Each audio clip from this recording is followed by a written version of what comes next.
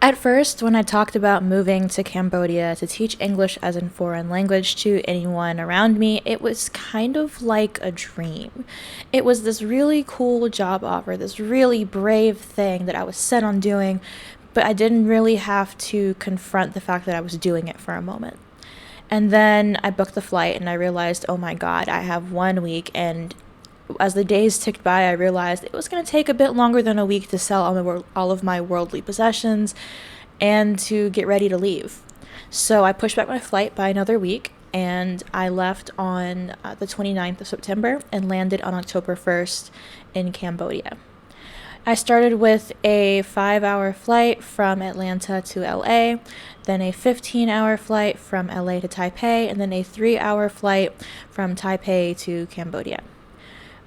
This was a lot of flying, a lot longer than it took to get to Prague this summer.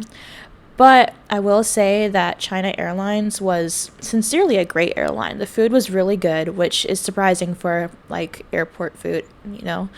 But the seats were pretty decent, comfortable. The flight wasn't overpacked, so despite being a little bit, my suitcases were a little bit too big. One part of it was that I had to bring everything I wanted over. I'm aware that they don't have Amazon or ordering online here.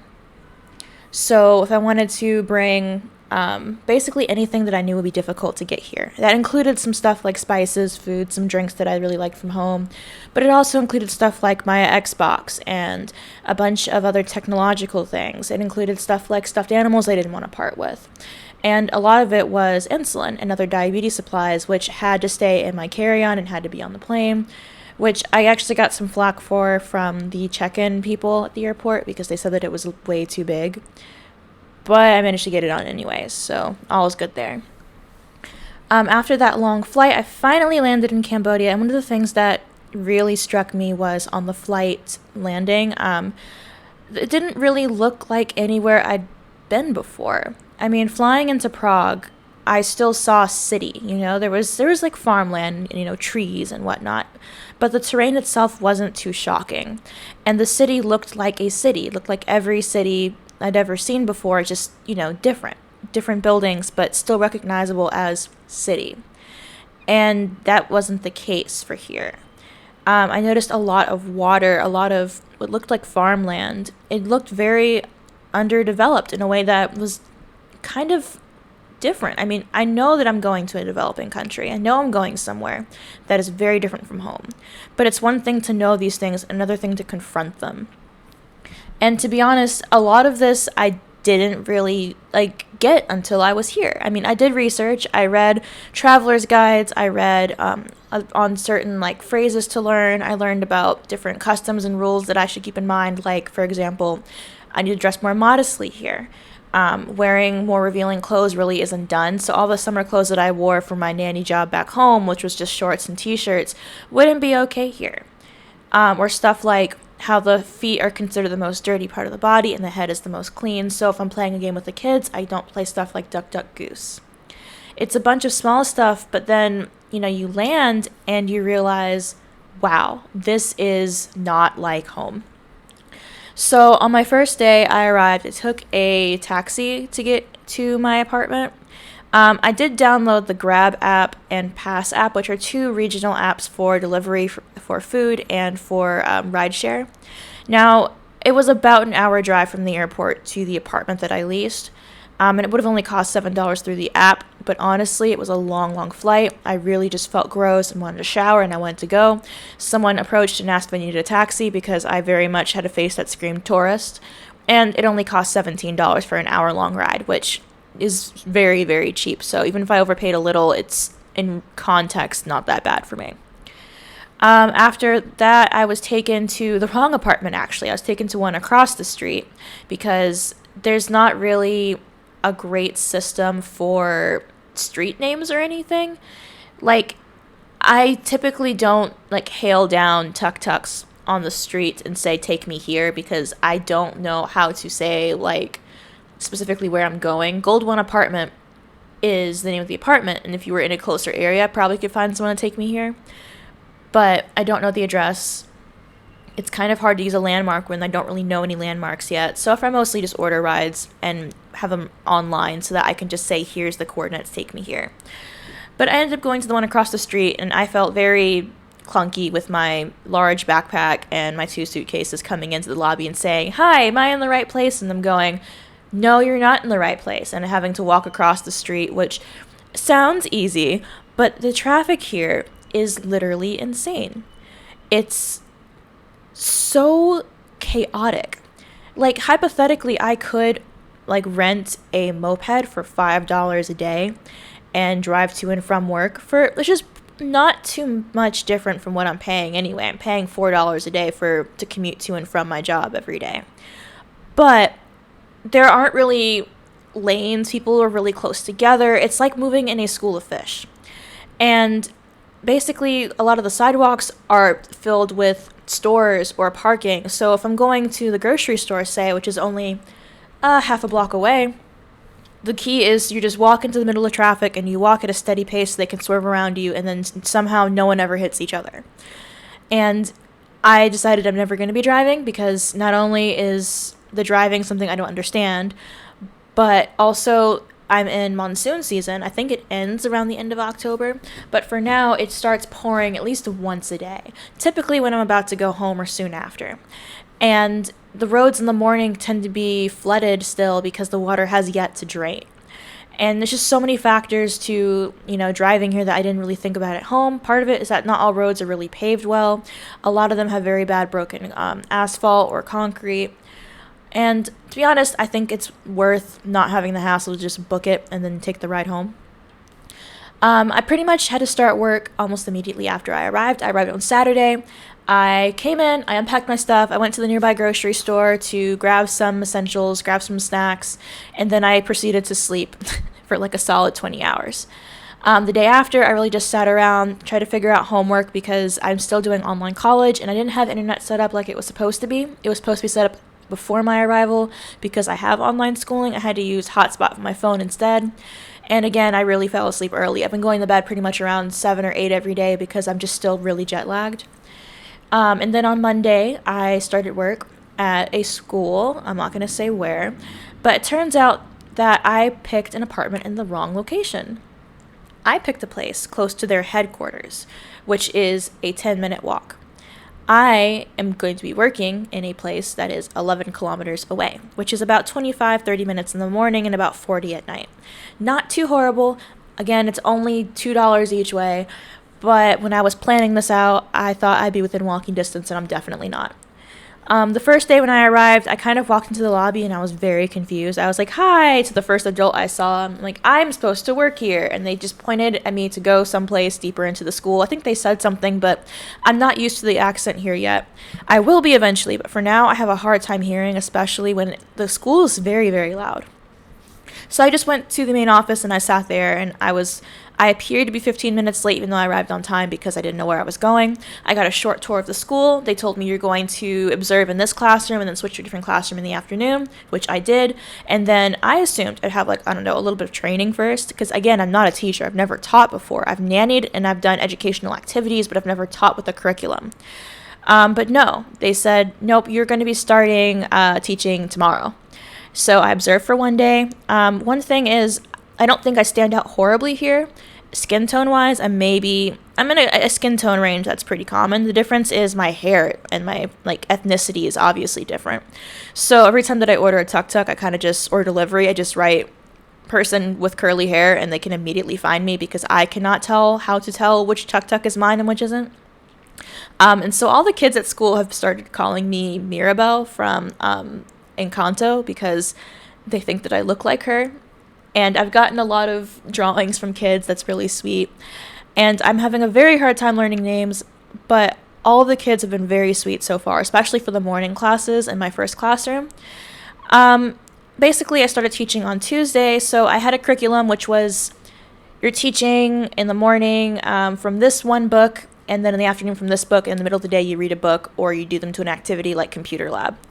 So in the morning, I worked from a workbook, and we learned about here's what the house looks like, tell me the names of each room in the house, match them up, which is basically something they're going to be tested on. The school focuses it doesn't seem to focus on everything. I may be wrong because I'm still a bit confused about how the school operates, but it appears to me to be focusing on English fluency over everything else, which to differing levels. So the classroom is not like third grade, fourth grade, fifth grade. It's not even by like age, it's just by English proficiency. So the kids that I'm teaching are between 5 to 10, and there are even some 12-year-olds, but depending on how proficient they are in English. And I don't mind this. I think that kind of works if what your main goal is for them to be able to communicate in English. And then if they are aiming for a higher level education, then they'll probably go to a cram school or something or have a tutor. It does, however, not leave a lot of room for stuff like kids with autism or other learning disabilities, because there are several kids who appear to have ADHD. The teachers I've worked with just kind of refer to them as special kids. They've only really pointed out one child as being specifically autistic. And he's difficult to deal with in that I'm teaching a class of about 20 kids. I don't speak the language. A lot of the kids have a thick accent that I can't understand. It takes some time to communicate with them, and obviously I'm a new person, so I'm not sure much about the classroom culture. And then you have this one kid who is consistently making trouble, and I don't know how to react to that or how to treat that. It's one thing to have a lot of kids who are just really, really excited to learn and who really want to help out and write on the board and draw pictures. That I can deal with. That's enthusiasm. And, it can be annoying, but it's harmless. It's something that I can deal with, versus this one kid who is stealing from other classmates and hitting and drawing on the board when he's not supposed to, and I'm having a hard time figuring out how to deal with him, especially because it's my first time teaching. So hopefully that's something that I can get used to. Going on to Tuesday, Wednesday, and Thursday. Today is Thursday of this week. I've been teaching classes on my own, and basically the way it works is Monday, Tuesday, and Wednesday I spend in one classroom. Wednesday's a half day, and then I switch to the other classroom in the afternoon, and then Thursday and Friday I switch to a second classroom. So it's two classrooms, basically divided down the middle for where I'm spending my time in each week. And they have classes in the morning and classes in the afternoon. As a teacher, I have to be there from 7 to 1, but kids arrive from 7:30 and they leave around 11. Well, actually, yeah, they leave around 10:45, and then I can go home or go get lunch or whatever from about 11 to 1, and then classes resume 1:30 to 4:30. And so there's a big gap in the middle of the day, and basically I'm just teaching 3 classes in 2 different classrooms with 4 sets of kids, if that makes sense. That's another thing that confused me for a minute. And I always feel like I lose IQ points when I go to a foreign country and I don't know the language, and it's like we're both trying to communicate, and I feel I'm trying to straddle that line of not slowing down how I'm speaking in an offensive way, but trying to make sure that I do understand what I'm saying and that I understand what they're saying. We have a meeting tomorrow, which will hopefully, I'm introducing to the school. They're going to give us more information, and hopefully next week I'll have a better idea of what I'm doing. But overall, I'm really enjoying it so far. Like I said, I love working with kids. I specifically mentioned that when I signed up, that, hey, I like working with kids. I want to work with the youngest group I can work with. And so far, that hasn't been too horrible, although I do definitely have my favorites, even already, just with how they act. My own apartment is really nice. It's way nicer than the room I had back home. It's $500 a month.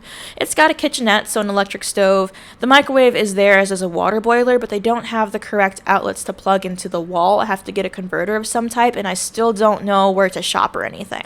I've literally gone from plane to here and then immediately starting work, so I really haven't seen much more than work, the grocery store, and my house. I also have a TV included, a small bathroom with water that doesn't get warm, but that's fine because it's always warm here. It's evidently 90 degrees all the time. When I asked the kids if we lived in a warm or cold place, they said cold, and I was just sitting there like, please tell me that 90 degrees is not cold. I'm going to die if that's what you call cold. There's a lot of space. There's like a vanity and then a desk, a large bed, which is really comfortable, and I have a great view. There's also a pool on the roof, which I got locked on the first day because there's no door handle on the roof access side. You have to reach through a little hole and then reach down to grab the handle and let yourself back in. I still don't know where laundry is done or what the laundry machine is. I've been trying to either find another person who lives in the building who speaks English that I can ask, or to quietly observe if people put laundry outside or something, because there's no like washing machine in here. So far, I've washed one load in my sink just because I needed to get clothes washed. I was running out of like underwear. But that's not something I really want to do long term. If I have to pay for a laundry person to come deliver my clothes, I will, because everything, like I said before, is pretty cheap. $1 is worth about 4,100 reals. Typically, let's say I'm ordering boba and with delivery, that might cost somewhere around 10,000 reals, 7,000 usually with the discount. So I'm paying $2 for food to be delivered, which is very cheap in comparison to how much boba would cost back home. Trying to explain, like, yeah, this is $7 at home to my coworker, and she was like, "Oh God, that's a lot." Um, but it does mean that food delivery is pretty decent, and the amount that I'm getting paid in context is a lot. I'm getting paid around $1,200 a month for the first semester, which is 3 months. In January, I'll be reevaluated, and if they like me, they'll give me a longer contract and up it to $1,300. I'm also still doing some work from the US. So I used to do an essay writing business for other students. I'm still doing that, which it does make a bigger difference here than it did back then, when like $70 can be like a solid month's worth of transportation. It's more worth it to me to do it here than it was back home. Besides all that, I still have my American number. I basically got a Google Fi SIM card and set up an account with them so that I could have Wi-Fi immediately when I landed, because I need my phone. I need it. I need to be able to Google where I'm going and to look up information and communicate with people. And that's one thing that I'm glad for, even if it is a bit more expensive than it would be to get a SIM card here. But it looks like I need a Cambodian number in order to get stuff like grocery delivery or to make certain accounts. So I'm going to have to get a second phone and get a SIM card with that. Part of it is that Google has two-factor verification, which makes it kind of difficult to continually change numbers. So I really wanted to keep my old one just for the sake of not having to change over every account and to have constant communication. So far, I am liking it here. It's a lot. The first couple days were really overwhelming. But now that I'm getting into a bit of a routine, it feels better. I feel like to an extent, the first 2 weeks of any job are always the worst because you're always just a bit on edge. And I think that now that I'm, finishing up my first week, tomorrow's Friday, I'll have the weekend to reevaluate, to get my feet, in the water, get my bearings. And I think that I'll, acclimate. I'm not resentful, or I don't feel regret for coming here. Not yet, at least. I think that it's definitely worth seeing a new part of the world, because the things that I take for granted back home are so different here. It's just, even the school system is made in such a different way. The things that, are considered expensive, like, it's everything is just put into context of how lucky I am to have been, born in America, where I don't have to worry about so many things. But also to notice just how many things are the same. I mean, I love working with kids, and it's just the most adorable thing when, a kid likes you and they draw you a picture. That's something that I think is a universal thing with children. It's been an awesome experience to be able to see the world from a different point of view, and I really hope that this is something that, I can commit to for at least a while. I want to actually live here, to be as close to at home as I can, so that I can get used to the process of acclimating, of being alone in a foreign place, and to really understand what it's like to live in Cambodia. I'm currently looking for some language classes, but I haven't gotten a response yet. I'm hoping to do some in the evening, just a crash course, so I can do stuff like order food and meet other people. Because one thing that I will admit to is that I'm a bit nervous about going to eat at a restaurant. I've been able to communicate with transportation primarily because it's through my phone. I just order one, and then I kind of hold up my phone to make sure that it's them, and then they nod, and then I go. I can even type curly hair, and they know it's me, so I don't even have to talk that much. But with food, I'm going to have to go into a restaurant and say hello, and I have to figure out, do you seat yourself? Do they seat you? How long do you typically wait? How do you ask for the check? Do they give you the check? Like, in Czechia, you don't see the waiter or waitress unless you're out of beer. And then trying to leave is horrible because there's an expectation of taking longer to do things. The speed of life itself, it seems, outside of America is way slower. In Czechia with food, you're sitting there for hours and you're eating and you're enjoying it. You're having conversations. You're not rushing. And even here, there's a 2-hour period in the middle of the day where the teachers kind of just go home and they take naps and they do chores and they eat lunch at home. And there's just a kind of slowness to the way that life works here that I really think, I appreciate. It's a big contrast to where I'm from, and it's something that's kind of difficult to get used to. But I think it really puts into context how hard we work in America. We have this grind culture where you're consistently just speed, speed, speed. You walk fast, you talk fast, you go through the drive-through to get things as quickly as possible. Everything is as fast as you can make it, and in doing so, you don't really have a chance to appreciate anything that you're doing. The process of eating no longer is fun. But yeah, this is about 20 minutes, and again, it's only been my first week, so hopefully I will have some more videos for you guys soon, some updates on how things are going, and I hope to record stuff like the grocery store, what it's like going out to eat in different restaurants. I want to go to, there's a genocide museum not too far from where I'm at that I'd like to go visit over the weekend, as well as figuring out stuff like the visa, which, for example, I can't get an account locally unless I have a visa that is for 6 months or longer, which I'll have to get extended by going to someone, basically a tourist industry person. It's the one closest to me is a Japanese guy who will send off the correct paperwork to the Cambodian embassy and get the stuff fulfilled for you and then bring it back. And that's a lot easier than you going out there to do it yourself, because it takes 2 days and it's evidently complicated, and it's easier just to have someone else fill out everything for you. But yeah, I'll give you guys an update as we go along, and like I said, I'm really excited, and I apologize for the weird time postings that we're going to have now, because YouTube automatically changed 3 p.m. Eastern time to 3 p.m. Indo-Asia time, which is basically 2 a.m. for you. Or no, 4 a.m. for you. So, yeah, we'll see how it goes. And if you have any questions, comments, or concerns, please let me know down below. Any advice you have is welcome as well. And I'll see you guys next time. Bye.